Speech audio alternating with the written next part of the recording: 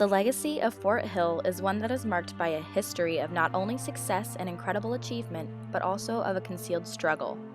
Fort Hill is a beautiful landmark that gives Clemson a feeling of significant historical presence.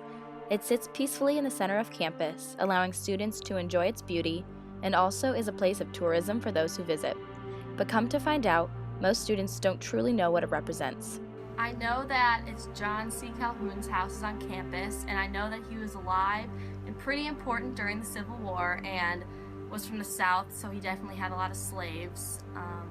Other than that, I just know he's here on campus, both houses. Although Fort Hill has an important history and significance for Clemson University, students and visitors alike are unaware of what really happened back in the 1800s. This was a home to John C. Calhoun, a prestigious statesman with a prominent career in politics in South Carolina.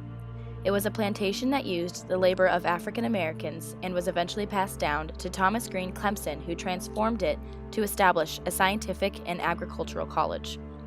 Slavery was a major factor into the establishment of Clemson University and is something that needs to be addressed by students, faculty, and administration alike. After performing minimal research, there is little that is written about the use of slaves in the founding of Clemson. It is even noted on Clemson's website that since the slaves who occupied Fort Hill left no written record, their perspective is virtually voiceless in history.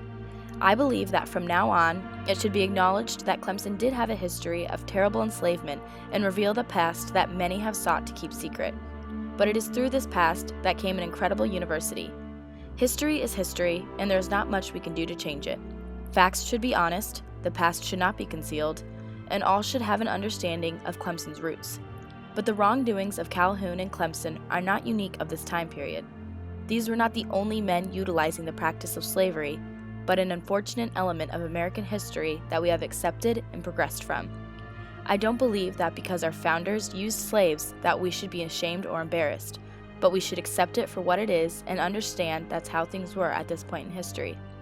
Without the accomplishments of these two men, current students and alumni would not have had an amazing opportunity at a prestigious degree. Faculty would not have jobs that enable successful students, and the world would not know Clemson football. The only thing we can do is to be conscious of Clemson's history and every aspect of it.